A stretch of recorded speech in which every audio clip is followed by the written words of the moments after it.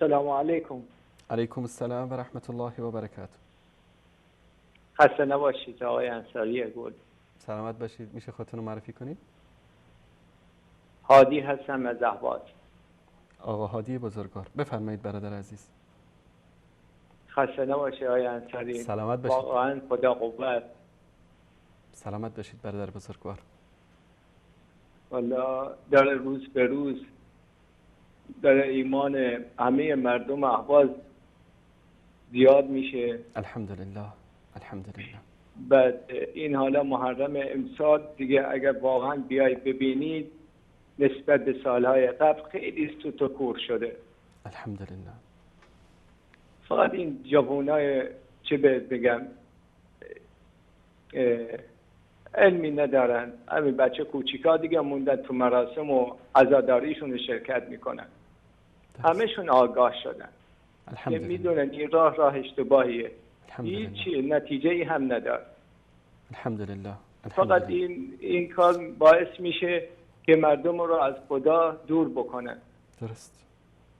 ولی الحمدلله رب العالمین حالا بیشتر مردم اهواز موحد شدن، آگاه شدن. الحمدلله. ما داریم خدا رو شکر میکنیم که این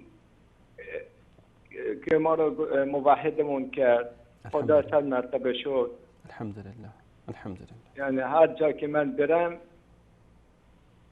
یه موحدی میبینم جلوی چشام، یعنی با هم صحبت میکنیم. الحمدلله دیگه الحمدلله رب العالمین واسه این همه هدایتی که خدا به ما داد. لطف الله سبحانه و تعالی. خیلی از شما تشکر میکنیم. خیلی از شما تشکر میکنیم که ما رو رشد کردید.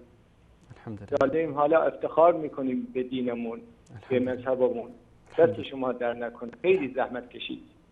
وظیفمون است برادر بزرگوار. وظیفه ما خیلی کوتاهی کردیم در قبال امت. باید سالها قبل این برنامه‌ها این شبکه‌ای بود. اصلا درسته. من از پارسال که برنامه شما رو دیدم خوشبختانه یه چند تا سوالاتی تو ذهنم مونده بود. خیلی دوست داشتم راه حق رو ببینم، ولی وقتی برنامه شما دیدم کل سوالات منو جواب دادید. الحمدلله الحمدلله. من حالا که میشه 1 سال که موحد شدم و برادرای زیادی پیدا کردم تو دینم. الحمدلله الحمدلله. تشکر آقا هادی بزرگوار. الله متعال حفظتون کنه. قربانشون. زنده باشید. تشکر آقای انصاری. خیلی دوستتون داریم. بارک الله فیک. هر جا که بشینیم صحبت شما رو میکنیم. زنده باشید برادر عزیز. بزرگوارید شما. سلام برسونید آقای انصاری. علیکم و علیکم السلام. زنده باشید. خدا نگهدارت. خدا قوت. خدا حافظ.